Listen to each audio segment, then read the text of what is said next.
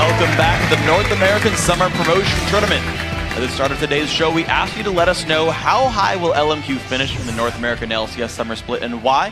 And here's what you guys have been saying over at Twitter. At 9 Young Typhoon says, I think they'll start out not so hot, then by the end they'll adapt to the high level of play. I say they'll finish 5th. That's not too high. Yeah? Well, if you start Not too low. hot either. All right. At iTunes says, as long as they continue to work hard and stay humble and hungry, I expect an easy top 3 finish, maybe top 2. Easy. Whoa. Those are big words. They got into the LCS pretty easily, though, so maybe you can back it up. CLG's going to drop to 4th, man. They had that 3rd place finish for once. Maybe we'll see. You don't know who the new top laner is, though. That's true. What if it's MacNoon? Who knows? At D. Somerin says, LMQ is going to end up beating everybody. Vasily is so broken, he'll be out-rotating all skill shots. He had some pretty good dance moves there on Twitch of all champions. Yeah. So I'm definitely sold on the jukes from Vasily. Worked out pretty well. Guys, thank you so much for all the responses, and keep them coming. Tweet us at LOL Esports and use the hashtag LCS. But now let's jump into our 4th game between Cloud9 Tempest and Evil Geniuses. EG are 1 win away from locking up their spot in the North American LCS.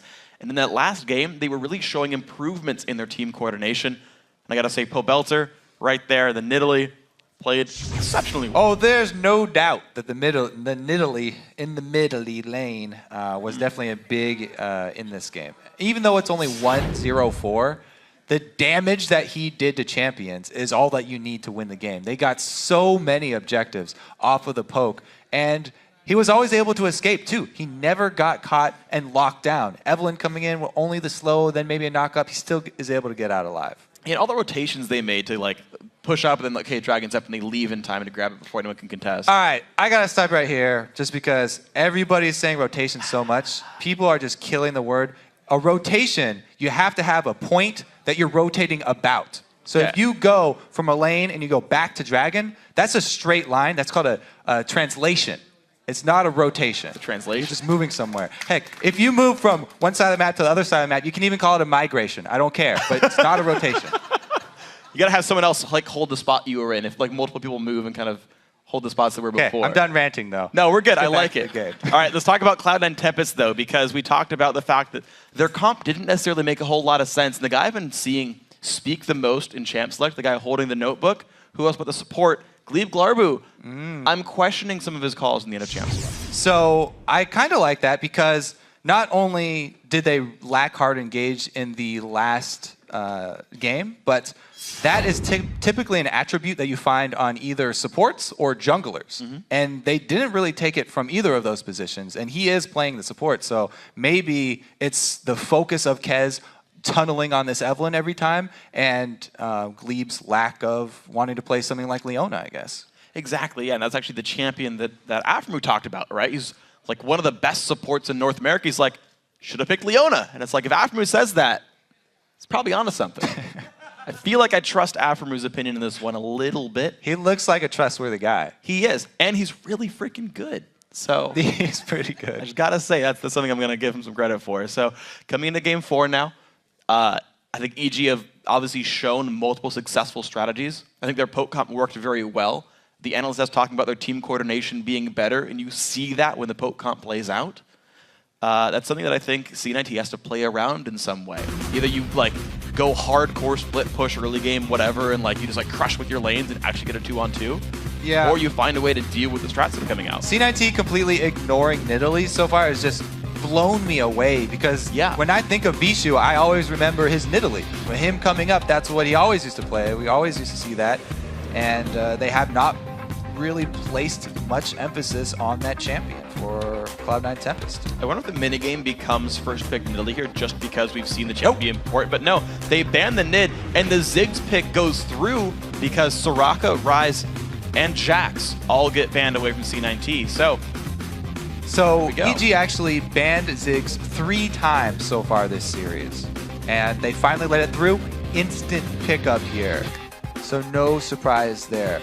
The other 3 times are the Kez was Evelyn 3 times, and Altec was also Corki 3 times. Yellow Pete was Lucian 3 times. So a lot of trends here. Couple of trendy teams in this one. Evil Geniuses, though, going to insta-lock their bottom lane. I can't see Morgana getting many picks down. EG plays so much emphasis on that champion. Same for Yellow Pete on Lucian. Second rotation almost every single time, first or second for EG. So now Cloud9 Tempest's turn to make some choices. Kez still hovering on the Eve. He was hovering Elise for a second there. Maybe take that away. I'm not sure what he needs with his comp, though. I actually really like Eve with Ziggs because the slow can set up the bomb, but no, the Evelynn not going to be picked up. The Elise steal, but still another Corki for all and that. Glebe is the one talking right there during that little exchange. So they do actually switch it up. You can tell Kez is like, are you sure? What about this Evelynn pick here? I really like this. He is a good Elise player, though. They make the switch, and I like this because Ziggs is amazing at sieging up as well. They can get into that same position. So Evil Geniuses have only shown their bottom lane, and they say, okay, a lot of wave clears here. There's some early game pressure from the Elise. We don't necessarily need as many pink wards. But this is another team for C9T that's going to spike in the mid game, and EG has all the time in the world to build their comp around this now. Say, okay, maybe LeBlanc mid for Pobelter. Maybe Lee Sin top. It was also banned against Pobelter before. And now it's looking more like snowball lane time here for EG. With the lock-in of Evelynn, there's a lot of pressure on the junglers here this time around. I think, again, it's kind of been the story throughout the series. Whichever jungler has a good start is going to have an entire good game for the rest of their team. And those good starts have been so close. They've been determined by just seconds.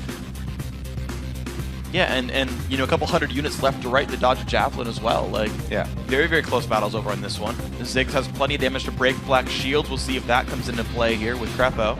C9T have to lock in the rest of their team composition right now, though. They need a top laner, they need a support. And speaking of breaking Black Shield, Elise also, you can Q and then shoot out your cocoon and break it yourself.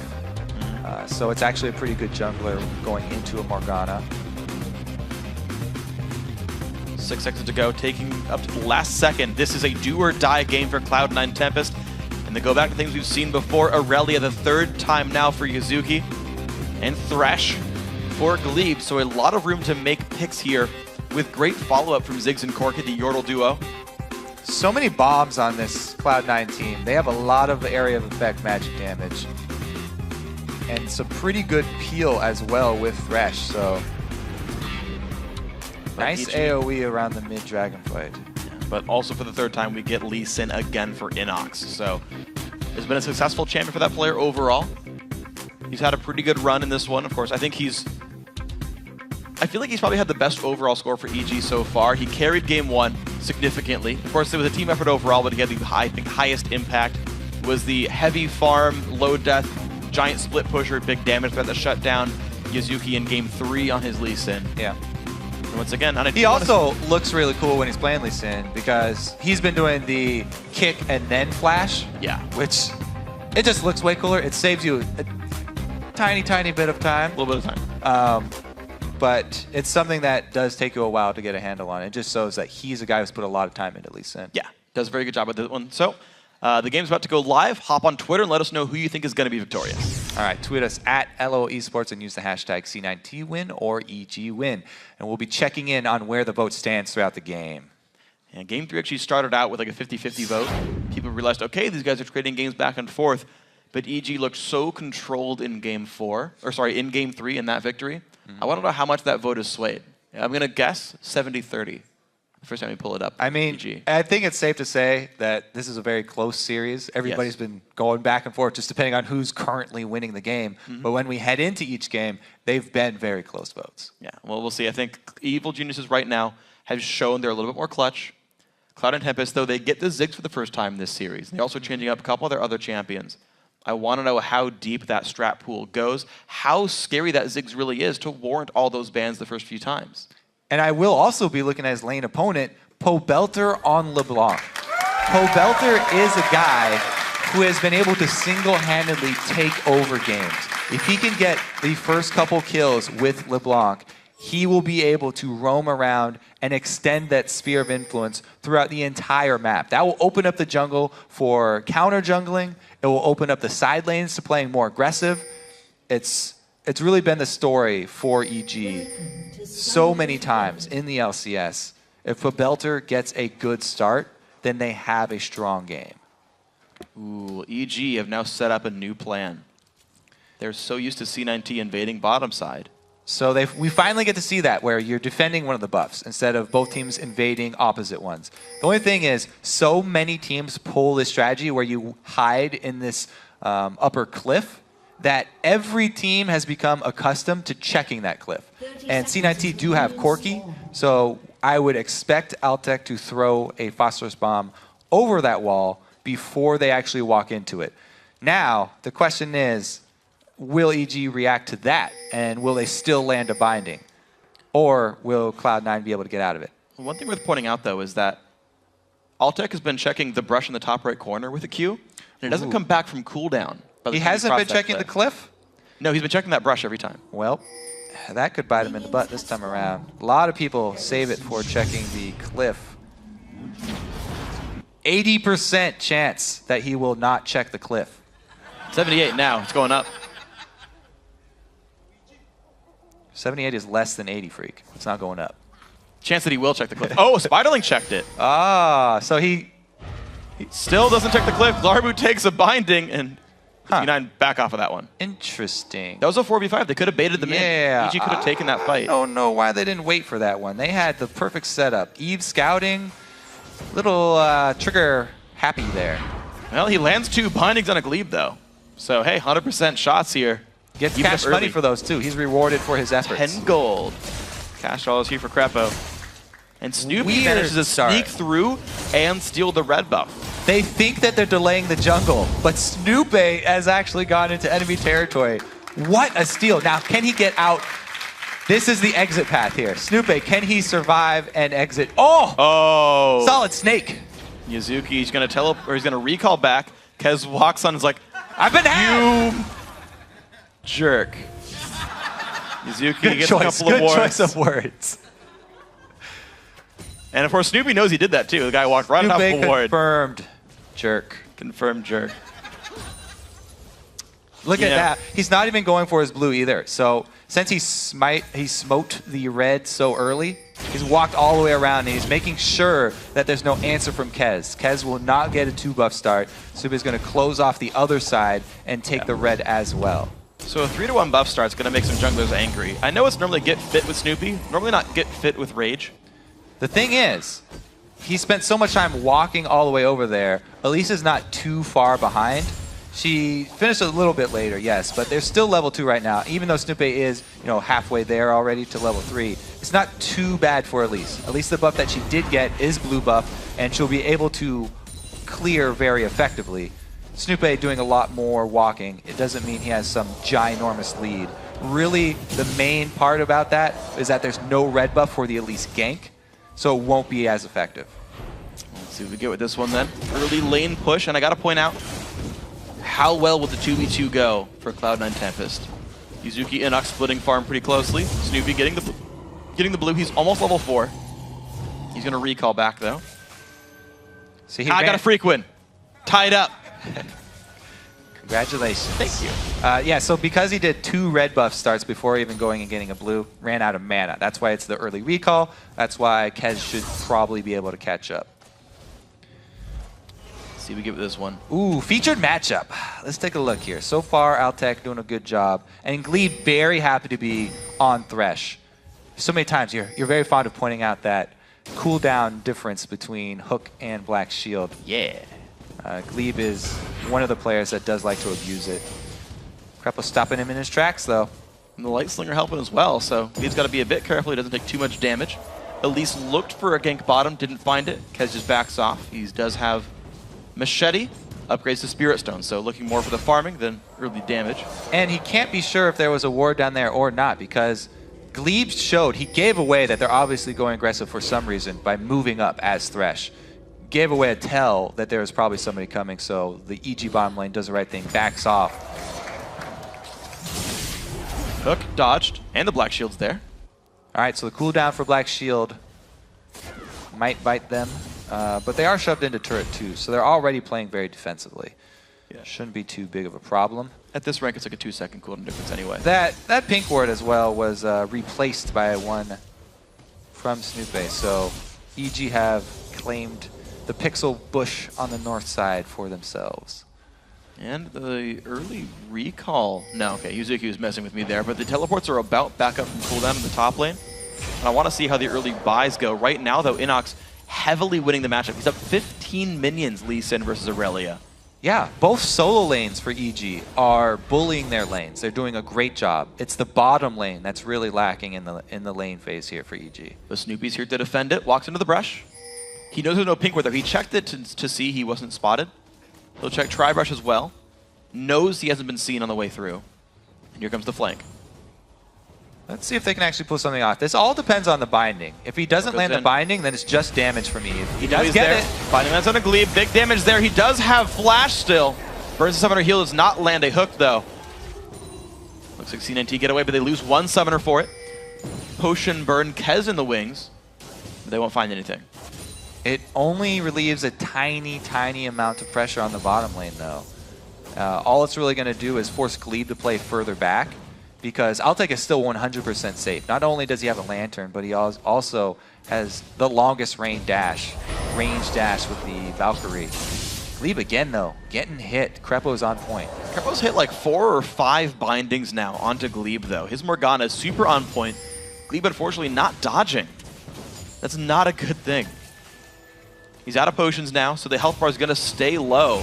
And he only has 1 charge of Relic Shield per minute, so the health return is not going to be very high either. The pink ward, it's changed hands twice now. Bishu going to reclaim the territory. Both teams know that there are pink wards in here at all times, though, so it's not going to afford them that much benefit. Snoopy should be walking around that, working around that pink ward if he's going for a gank. Otherwise, he can know that he can easily clear it out. Well, 2 early recalls from Bishu, though. There we go. That took like 4 seconds. It's the pink ward graveyard bush now. It's no longer the pixel bush. Ooh, no tether lands, and the jump back from Boel. They're just getting some damage down, but not losing really anything for it. Bishu playing far back and just wave clearing for now. Yeah, it has a lot to do with an Evelynn jungle. Whenever you have an Eve jungle, it helps your solo lanes because the opponents have to play more defensively, especially when it's someone like LeBlanc who has kill potential on you. So that's really another reason why EG solo lanes are doing so well. Yeah, it's absolutely great for them. EG have a 200 gold lead just from the laning phase. No kills, no turrets, no dragons, but 200 gold all the same. So you got to commend Evil Geniuses for that early laning phase. You look at the recalls for the AD carries, and you see BF Sword, Longsword versus just BF Sword. So right now that bottom lane advantage is cashed in as plus 10 attack damage. And once again, it's Sightstone completed for Glebe. Tier 2 GP10 for Crepo. He bought wards on his own. He could have bought Sightstone if he wanted to, but would rather have more harass. So I want to see how this lane pans out with Crepo having more damage output. It doesn't seem like he's been that aggressive with the harass either. They've been getting shoved in. The only time he's really getting these bindings are when Glebe is moving up. He's walking forward in the lane and trying to gain ground for a gank or trying to gain positioning for a hook. Well, this could be rough for Bishu. The Welter goes in. The nice little knock-up into turret range, though, but Bishu will get rooted up. Fires a Q back, does get some damage down. Blue buff is on Bishu, not the case yet for Pobelter, who's a bit low on mana, but Bishu's out of potions. And Kez heading down was seen by not only this ward, but also the mid ward. So they've been tracking him this entire time. Another binding lands from Crepo, this time on Altec, so there's no follow-up damage, even though Glebe does get in. A bit of a risky play from Kez. Goes into the enemy blue buff to put a ward down. Gets spotted on the same way out, though. Kez wants to control this. Glebe is there for the rotation as well. 6 and 5 for these two. Pobelter knows people are around. Gets some nice... Ooh, the satchel. Great timing there from Bishu. Well played. Can that give them the strength to go for this blue buff? Doesn't look... Oh, scares Snoopy off the blue buff entirely. It's going to regen. Now, who owns the lane right there? Kez is going to ward over. It's going to be into the brush, though. Snoopy keeps it safe. Hook onto Crepo. He can't follow through. Takes some damage. Lands the binding at the same time the hook lands, so Glebe can't even take it in to gain distance. Really what this is going to accomplish for Cloud9 in their favor is going to be the blue buff smited away by Snoopy. As long as it doesn't go to Pobelter, it will be mission accomplished. But they all just back off anyway. Just save it. It also gave a lot of time for Altec to 1v1 Yellow Pete, but Pete won the duel. Altec's at half health right now. Despite, having a small item lead here in the matchup, just didn't even matter in this one. So Pete doing a good job in that matchup, and the blue buff finally does go to Pobelter. Bishu gets some damage in the turret as a result. He pushes a wave in. And the binding on Altec, this could be an all-in. Altec low on health! Wow. Crepo just now 6. Yeah, sketchy play right there from Altec. Almost went down. Pretty close to dropping to one more auto attack as well. Still had his heal and flash. But man, you have to give props to Crepo. All of these successful trades being initiated by the bindings. Ziggs ulti comes down, spots EG. Nothing gonna really happen though. Kez is around. He did steal a Baron in game 1. Morgana ulti popped there. Kez forced away. Crepo stuns him up. That's gonna be spited away. Snoopy gets the dragon. And Evil Genius is 1,400 gold up. That is not all the dragon.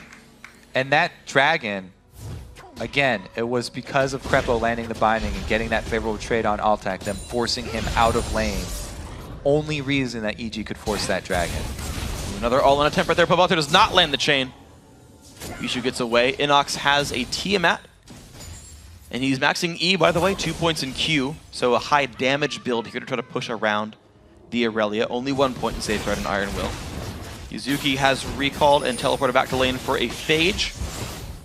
He hopes that's going to be enough to keep him in the lane, but he's down 14 minions in the matchup, and Inox has his TP available if he wants it for something. Bottom lane turret will go down. That puts the game back to close. Inox and Yuzuki in a bit of a fight right there. Inox, though, gigantic attack speed slow. You can see him putting the hurt back down onto Yuzuki, who dashes away with, of course, the Maxi 10 style. Got the ward. Good damage comes through. Interesting point, Yuzuki's got 2 points in Blade Surge. It's actually pretty abnormal. Whoa! Pobelter showing pretty early here. They do not want Yuzuki to get out. But there's no one around to save him. This is not going to be great. Kick into the wall, the dash to a minion. Is it going to be enough? No, it's not. First blood Pobelter.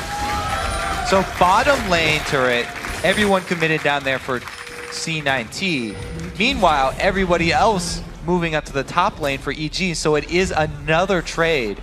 Bottom for top, yet they got a kill on EG's side.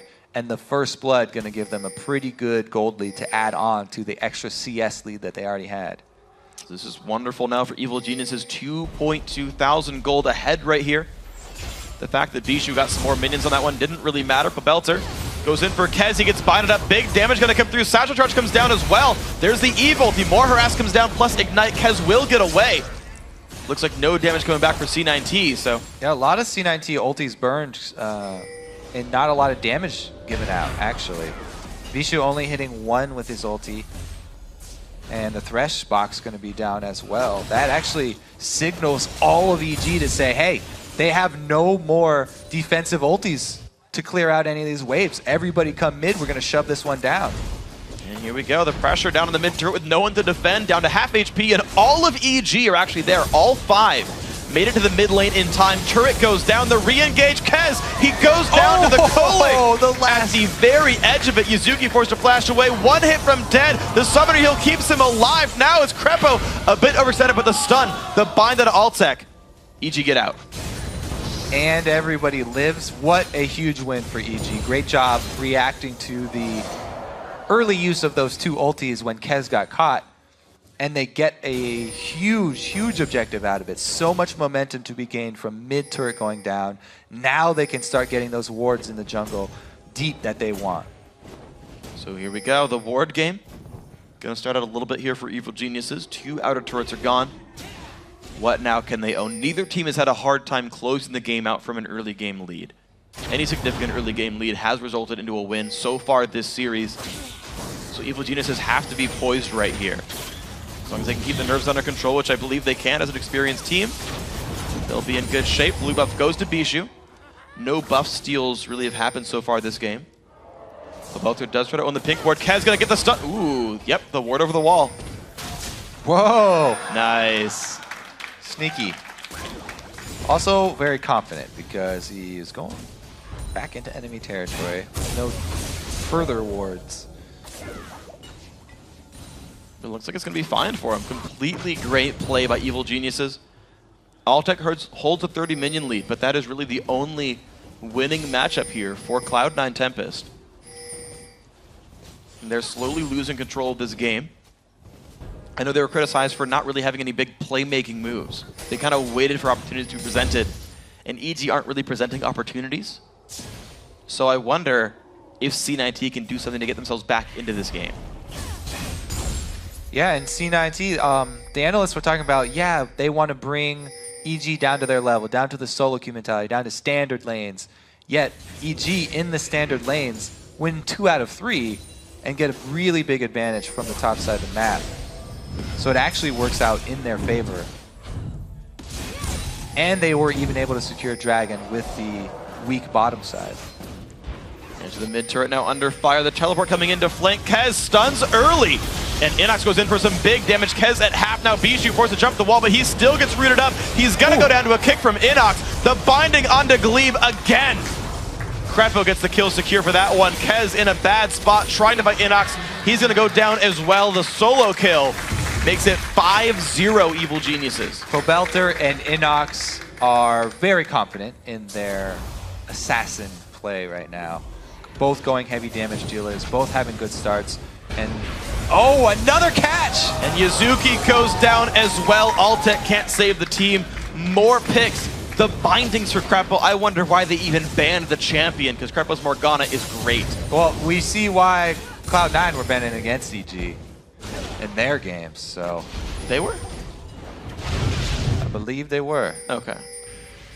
So this is, yeah, that mistimed cocoon cost him about half his life. And then the jump onto onto Bijou by Pobelter. Able to clean this one up very easily. Both of the solo laners really making good early moves. All right, Cloud and Tempest, your LCS lives now right in front of you. This is the game you must win to pull it back to Game 5. Evil Geniuses, 6,000 gold. Looks like they will relinquish the Dragon.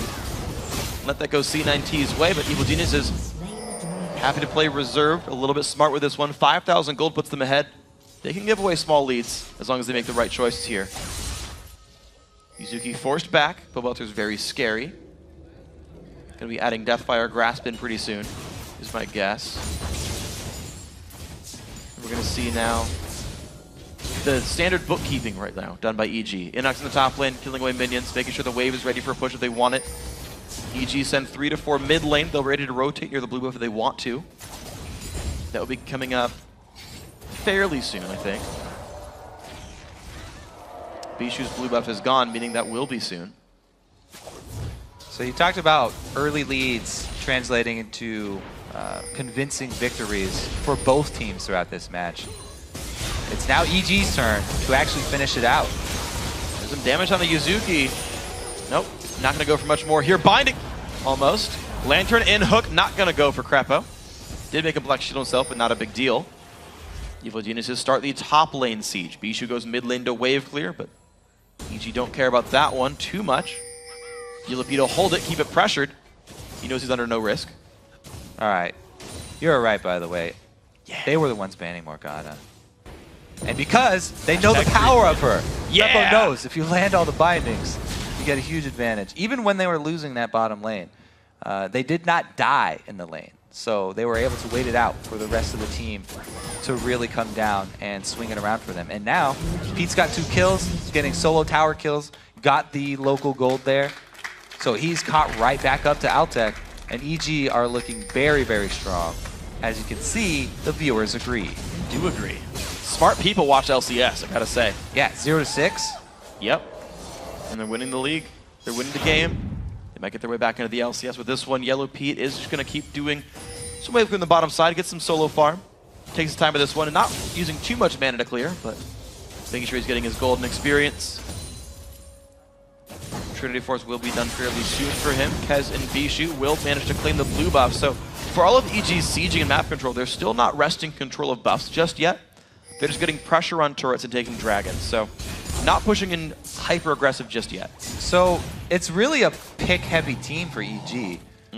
It's pretty hard for them actually to siege up very well. It's all about split pushing, trying to ward deep and catch somebody off. Once they catch somebody, then they can take the objectives very easily. But as of right now, they don't have a good means of finishing out the game. So even though they got this huge lead, we'll probably see, again, the same style for them. cutting off all of the supply lines for Cloud9 and trying to increase their lead through all of the objectives on the map, not trying to crack in through those inhibitor turrets until they get around 30 minutes. Okay, let's see what these guys can find then. 10 minutes to go till that heavy siege begins. Yellow Pete just holding the waves up. Ward's actually not that deep right now for EG. They've got a couple in the river, one slightly past the mid lane turret, one across the dragon wall. But otherwise, Cloud and Tempest do own vision over their own jungle. EG send 2 guys down to the bottom lane. Pink Ward actually spots out a defensive ward, so more vision owned by Evil Geniuses. The bottom lane now is theirs. Yeah, I mean, even though it is 0 to 6, not only do EG have a pick-heavy comp, but they also are fighting a Ziggs. Very, very hard to get any sort of momentum pushing against the Ziggs. And he's not that far behind. Even though he got killed, still leading in CS. He's got plenty of wave clear, needlessly large rod coming in. I want to see how many defensive options C9T gets in the inventory. Because they've got to be worried about getting picked and whatnot. Like Face of the Mountain, Locket of the Iron Solari. Like these are things that would really help C9T survive. And the Kills Crucible as well. But Glebe's not having, there's not a ton of gold. There's only 2 turrets going down, no dragons. That misses, which means C9T. They didn't get found. They go in, play on a Yellow Pete, but he gets over the wall in time, but the chase is on anyway. Altec flashes in, heals burn, but the stun might be enough. Yellow Pete, 1 hit from dead, kill comes in for Snoopy, and here comes the double teleports. Glebe Glarb, who's stuck in a 1 versus 3. He's gonna go down. Evil Genius is too far ahead. The bottom lane of Cloud9 try to take the game on their backs, and they create the pick for EG. Well, Bishi versus Pobeltzer, flash over the wall. Pobeltzer goes in, finds him. Yuzuki on the other side. I have to say, it's also a good job of Pobeltzer not instantly going back to his W. A lot of people just have that reaction. Wow, the kick in. Oh, he saved him! Red buff, not enough. Miscalculated. That is going to give them complete control, though. Look, they get the kills, they get the picks, they don't get the objectives down. And they actually give one up! Oh, the Duke's back! Boom! Pobeltzer with the dancing shoes gets away. All right, couple more kills. They don't get anything, though. Like we said, they weren't able to take any turrets. They didn't get Dragon. Still 30 seconds up there. So all in all, not the worst case scenario for Cloud9. Definitely not optimal, though. Pobeltzer with juke number 1. Follow from Kez, pretty good. As he was attacking, he was in the motion. 3 of his legs were extended to attack. Yep. But Pobeltzer comes out ahead. Very nicely played. C9T, I feel like they're just continually dropping advantages here. Okay, the mid laner, the AD carry, they're getting some farm back. The wave crew is good, so they're getting minions here. But Yuzuki's Irelia, unfortunately, it was great in game 2, but I have not seen it impress yet. Inox has won the matchup every time since then. And Yuzuk's? Yeah. Actually, sorry, it was his Rise that was good in game 2. I haven't actually seen his Irelia really do much, unfortunately. I'm surprised we haven't seen his Shyvana. He really was liking Shyvana for a long time and has not actually gone back to her this series. And speaking of dragons, EG do claim another. So, as we said, increasing that gold lead, trying to take everything they can off the map while avoiding sieging up at turrets. Pobeltzer still always on the hunt for more people to 100%.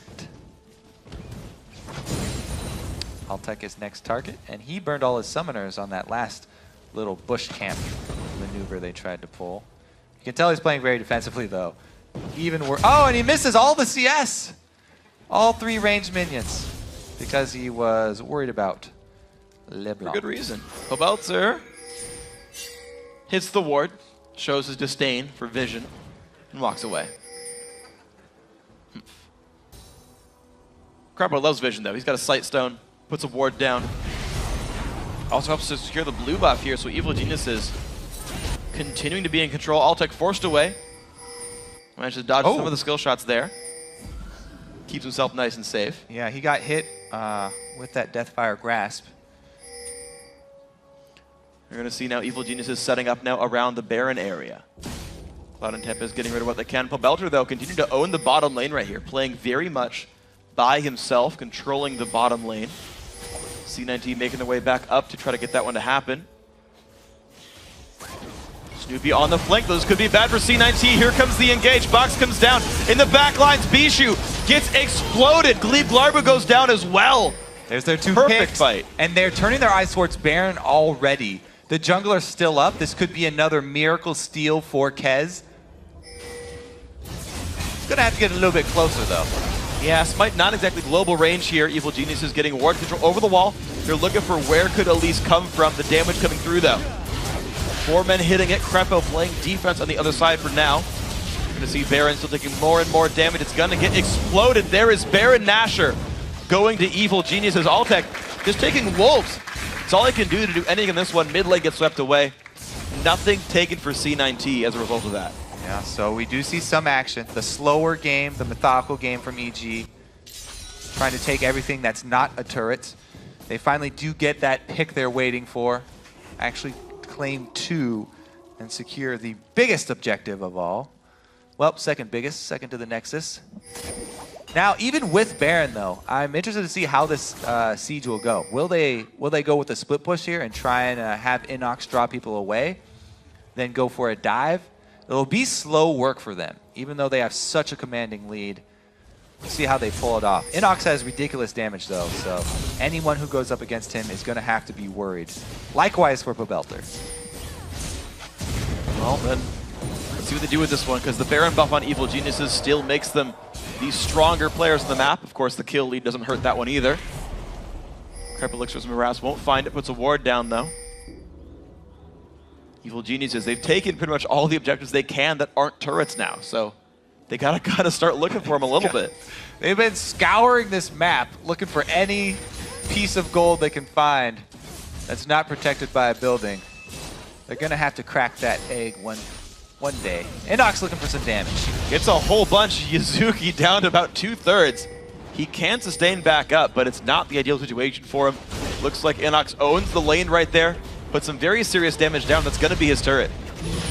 Yep, as you said, him going full damage puts out a lot. Anybody going up against him going to have to worry. They finally take down one turret. This should probably be a secondary one over here, though, too. Zig's going to have something to say about it. Well, there's the wave clear, but the turret goes down anyway. EG have to wait 30 seconds for the next one, but they're a patient team.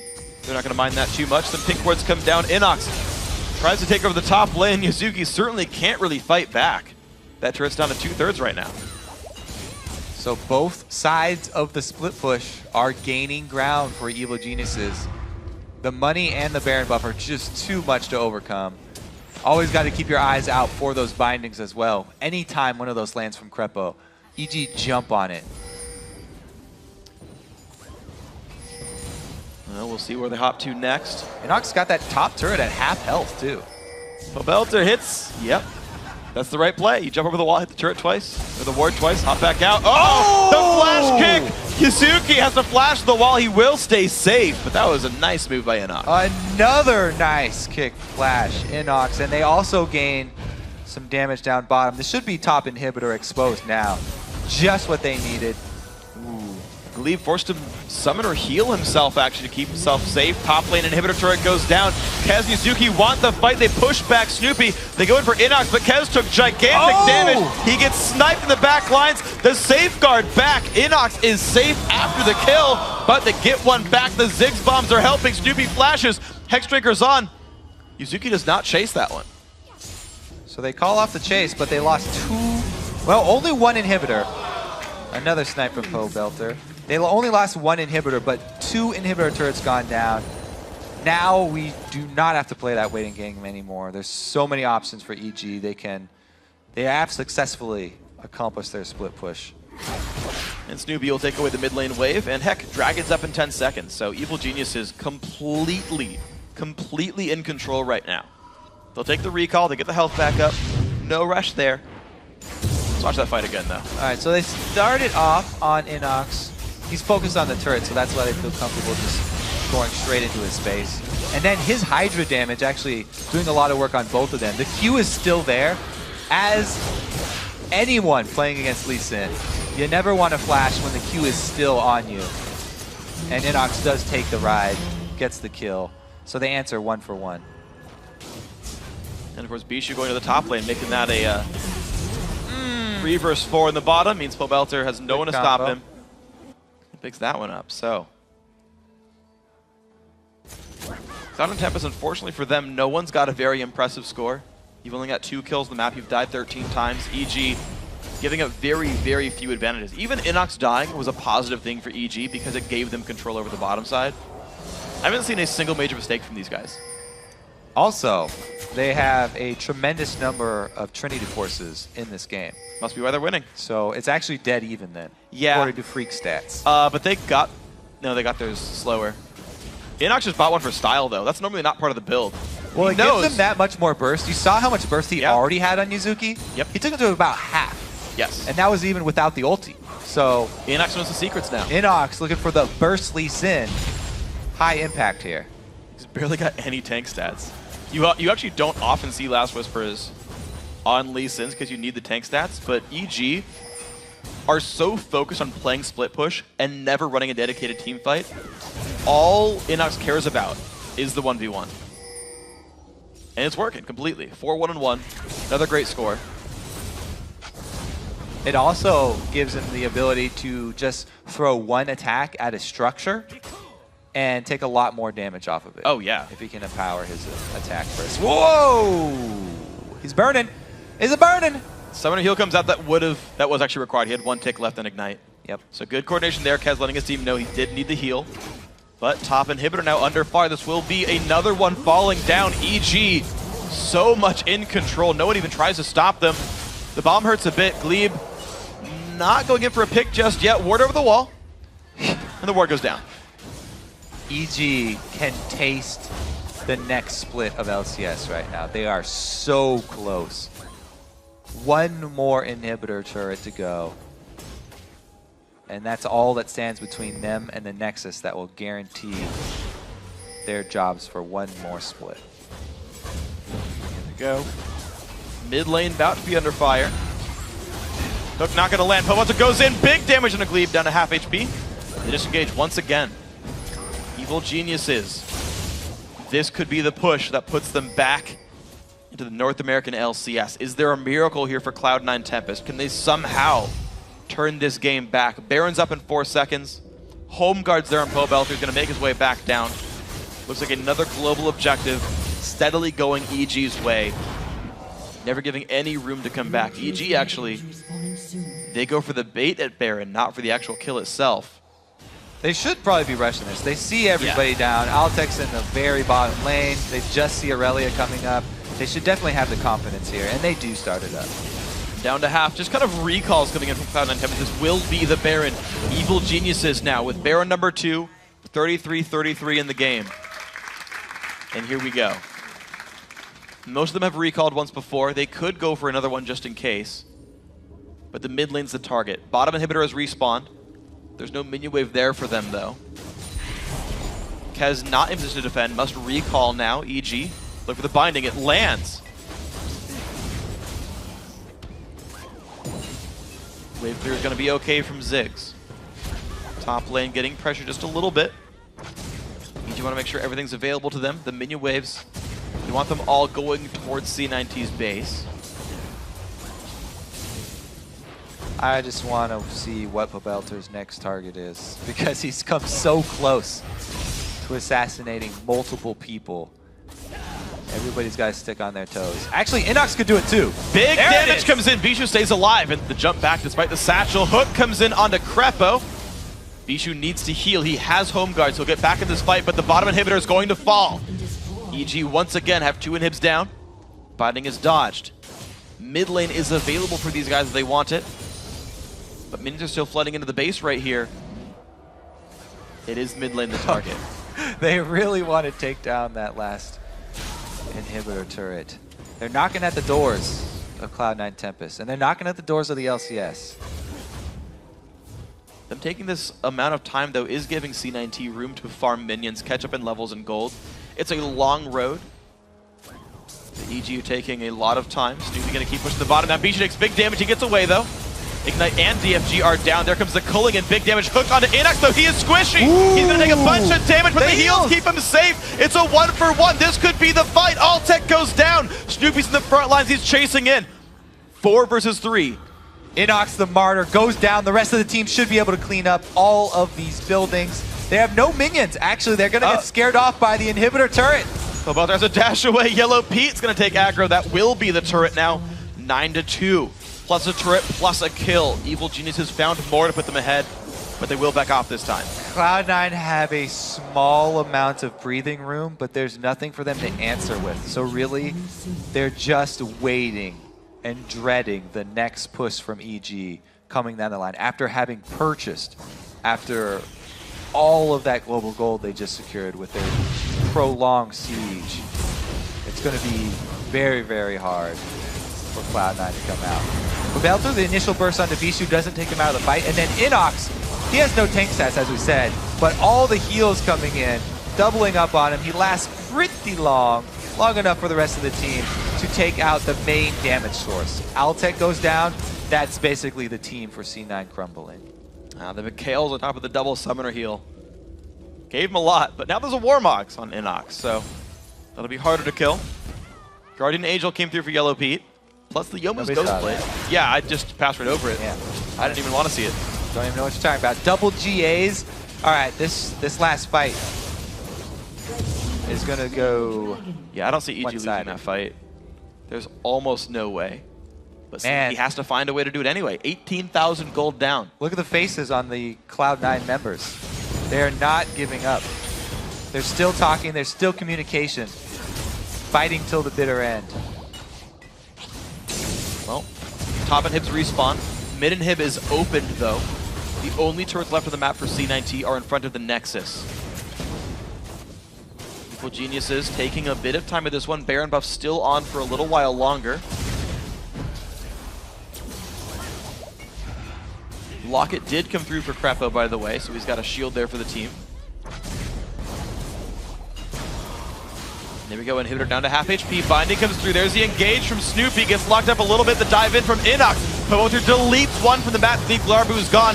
And the fight continues now. Kez forced to run away from this one. Yuzuki now stunned up. The dive in. Inox gets a knockup for that one. And it's a 1-for-0 plus the inhib falling. Top inhib also going to fall right away. And now EG with the super minions. This is the game for them. This will be the 3-1 victory unless C9T can stop them. They're minions coming are out there. Strong. They want to desperately defend their Nexus turrets, but the inhibitor comes up and goes down. There it is. Now will they stay? 17 seconds of 5 versus 4. No more Baron buff. They've still got 2 GAs. They've got very few ultimates available. Evil Geniuses make sure that's all gone. Bottom nibs respawning soon. Gonna make sure it's all gone. They wait for the respawn. Again, if it's not a turret, they will take the objective before taking a turret. Working on the demolition score. Cloud9, they have to make something desperate happen here. They've got to have 3 lines of super minions coming into their base. Altec trying to clear out the top 2.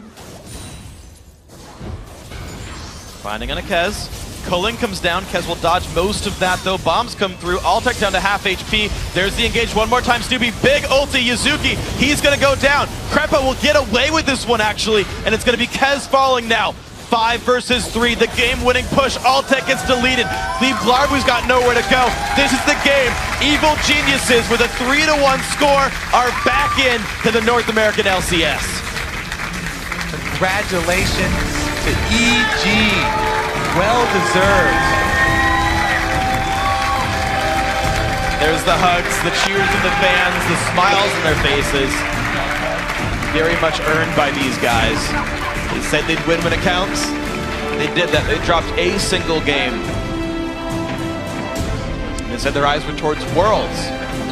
Can they step up in the summer split? Can they make that top 3, top 2 push? I feel like they've lowered their gaze. They've lowered the bar. But you never know. They can make that push.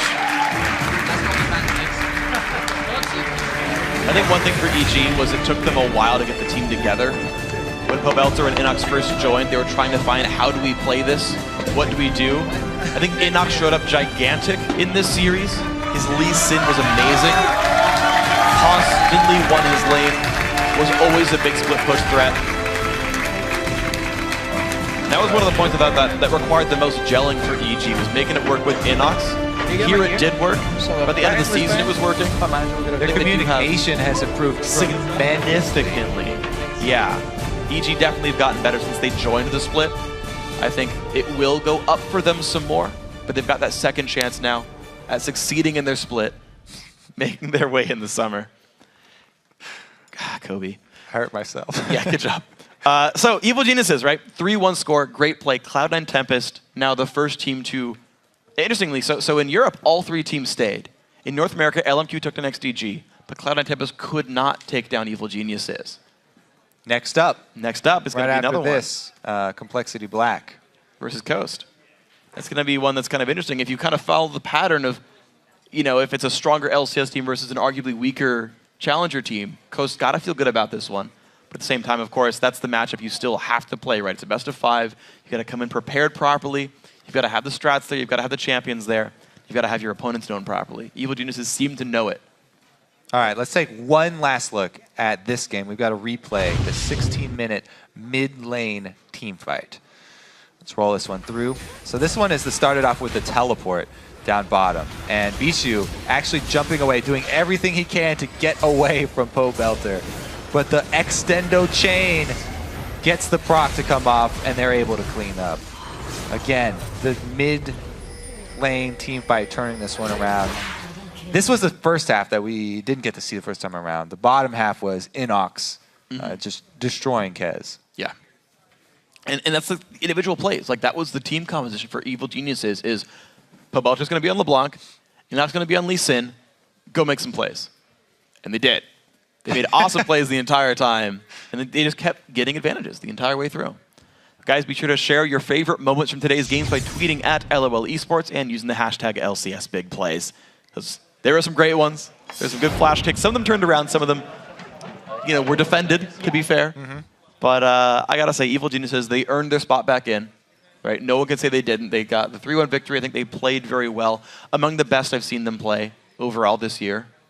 They've steadily improved, and that was a pretty good showing with these guys. I think they looked better as a team than they did when they threw out Complexity Black months ago at the beginning for the spring split. So if the upward trend keeps going, who knows? And, well, they kind of reverted to what their strengths were coming into the season. When they got their first 3-0 in the promotion series, they kept on talking about how their solo laners were doing such a great job in these scrims, carrying them all the time. They gave them the tools that they needed, and both solo laners performed and were able to carry it. So excellent job by Evil Geniuses. We're going to send it now over to Jat, who's joined by 2 members of victorious Evil Geniuses. Thanks, Freak. I am joined by Pobelter and Crepo, of course.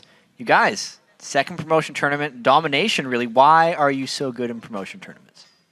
Because we're so bad in LCS and we play amateur teams. I don't know. I think you could feel that this series lacked a lot of what top-tier teams bring to the table. Okay. A lot of hesitation. People were really scared. I mean, once you start playing for your job or potential to get a job, people play really passive, and then that has kind of played into the why these games went on so long and so secure in one ways, and why these games are so one-sided in the end of it. But I feel we did all right. Best we could do in recent development. Certainly looking at scrims, but could have technically been a lot better. Well, you still won 3-1, Pobelter. That was last game on LeBlanc. How did your matchup really go with Bishu? Were you noticing what Crepo said there with a little bit more passive play than you're used to seeing from him? Yeah, I feel like this entire series he was just afraid of kind of messing up and losing an advantage for his team. So in the beginning of the game, I was able to freeze my lane up to my turret early on, so he was never able to get close to me. Like, he was last hitting when I couldn't even see him just with the bouncing bombs. So I was able to get a bit of a CS lead and control the lane. Yeah, and then the LeBlanc play was obviously good. I want to talk about the series as a whole, though, because it was 3-1. After you guys lost that second game, you guys had a pretty negative just looks on your faces. How did you bounce back for games 3 and 4, or was it just the camera playing tricks on us? See, I think that was just the camera playing tricks, as you say. We knew already what we did wrong. I mean, we tried to go for a dive with no vision to back us up, and they caught us. And then we made a couple of misplays. People missed their skill shots or whatever, and then, yeah, it's done. It's quite obvious that we know what we did wrong. So we were just talking okay, this game's lost. What do we do next game? stay calm. Because, I mean, we've been in these series before. It doesn't matter if you lose a game now and then, as long as you win the 3 in the end. And, you know, if you get them once, they're going to tilt way harder. I think you could see that towards the end of the games. They were just struggling to stay together, and we just knew, like, if we stay calm, next game we can fix our problems. We won't give him Rise again. We won't give him stuff that can scale into late game for free, and then we just stay calm. Yeah, and staying calm is something you guys have always been able to do for a while. But Pobelter, this was your second time around in the promotion tournament. Obviously more experience than Cloud9 Tempest. What was the difference in your calmness from the first promotion tournament to this one? I think I was a lot calmer this time around because I've already been through the pressure. You know, usually I get really sweaty hands when I'm playing at high stakes, but this time my hands were not sweaty yet. Yeah, well, that's good that you didn't have sweaty hands here. What about Inox? He talked to me beforehand. He said he was losing his voice if this one went too long. Is his voice now gone? He played a hell of a series. Yeah, Tyson got hit by allergies like a week and a half ago, and he lost his voice, and it was all funny because he walked around the house and nobody could hear him. Yeah. But at the same time, it got worse and it never got fixed. So we were panicking. Are we going to play a top laner without his voice? So we started using like typing in scrims and pings. But basically we put him on a 4-1 split push the entire game, the entire series pretty much. And then he just had to call for help if he needed to. And he played really well. His Lee was really good, barring that one kick where he got me killed in mid lane. I think the third game. But I'll take that one for the team. No worries. Yeah. I mean, at least you didn't get Yuzuki afterwards. But you won the game. That was the important thing. And Worth. you're back in the LCS too. How do you avoid falling to the promotion tournament again? Because it's nice to be able to win in the promotion tournament, but how do you avoid them entirely? Look at what went wrong this split and see what changes need to be made, and then make those changes. Do you have any ideas what's been going wrong this split that you've maybe even worked on in the couple weeks heading up to this? I think the answer is pretty simple. I mean, we just have to improve and get better than the other teams. There's always going to be some team that will be sent to relegations, and we just have to do our best to not be that team. On the upside, Pobelter's almost out of high school, so hey, we can get that sweet duo Q jungler going. Because Snoopy's sleep schedule is that of a healthy pro gamer. Pobelter is in school when we were playing solo queue during the morning. Then he joins for scrims, and then like our jungler is going to bed at like 10 or 11, and then Pobelter starts playing at night. So there's very few opportunities where we can duo with Pob outside of scrims. So that will improve, and then you can play more solo queue and just keep winning those mid lanes. Are you going to be moving into the EG house once school is finished? I think that's the current plan, yes. We have a closet prepared for him. How kind of you. But really, LMQ is now the first official new team on the block. How do you see them doing since you guys have made it back in? Pobelter? We scrimmed them a lot leading up to this, and they were really good. Like, the best part about their team is their individual skills, so I think that's something really fresh to bring to the LCS because right now the NA-LCS is more about team play and rotating rather than individual making plays, so maybe that'll be a catalyst for all the other teams to kind of step up in terms of individual mechanics. Crepo, maybe a final question for you. Maybe a sneak analyst desk right now. Looking forward to our next game, which is Complexity Black versus Team Coast. You've played a lot against Coast. Maybe don't know too much about Complexity Black because you've been so focused, but how do you see that matchup playing out? I like what Complexity Black does sometimes, but I just don't think it'll be enough against Coast. We scrimmed them, and they looked really solid. They looked really prepared. They had like various strategies ready. Like they didn't do the same thing all over and over again. So Coast looks ready. Complexity Black could curveball them, but I'm still probably giving it to Coast. All right, thank you very much, Crepo. Do you have a quick prediction for us, Pobelter? I think Coast will take it 3-0, actually. We scrimmed both of them leading up to it, and Coast looked like the far significantly more stronger dominant team. Wow. Well, again, congratulations making it back in the LCS. We'll be seeing a lot more of you guys in the next split, but we have to take a quick break while we pull a broadcast lane swap. When we come back, we'll kick off our next best-of-5 series, Team Coast versus Complexity Black, for the last spot in the NA-LCS. Stay tuned.